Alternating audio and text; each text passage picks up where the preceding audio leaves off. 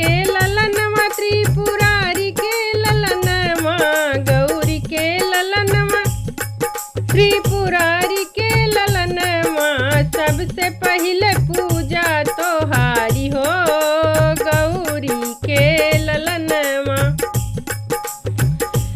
रामा से पहिले लक्ष्मण से पहिले रामा से पहिले लक्ष्मण से पहिले सीता से पहिले तोहारी हो गौरी के ललनवा सीता से पहिले तोहारी हो गौरी के ललनवा सबसे पहिले पूजा तोहारी हो गौरी के ललनवा। गौरी के ललनवा त्रिपुरारी के ललनवा गौरी के ललनवा त्रिपुरारी के ललनवा सबसे पहले पूजा तोहारी हो गौरी के ललनवा।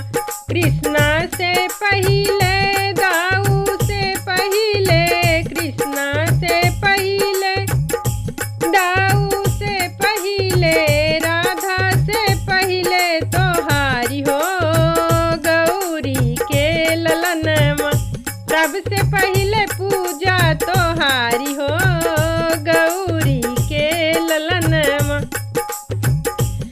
गौरी के ललनवा त्रिपुरारी के ललनवा गौरी के ललनवा त्रिपुरारी के ललनवा सबसे पहले पूजा तोहारी हो गौरी के ललनवा सबसे पहले पूजा तोहारी हो गौरी के ललनवा। गंगा से पहले जमुना से पहले गंगा से पहले जमुना से पहले सरयू से पहले तोहारी हो गौरी के ललनवा सरयू से पहले तोहारी हो गौरी के ललनवा सबसे पहले पूजा तोहारी हो गौरी के ललनवा। गौरी के ललनवा त्रिपुरारी के ललनवा गौरी के ललनवा त्रिपुरारी के ललनवा सबसे पहले पूजा तोहारी हो गौरी के ललनवा सबसे पहले पूजा तोहारी हो गौरी के ललनवा।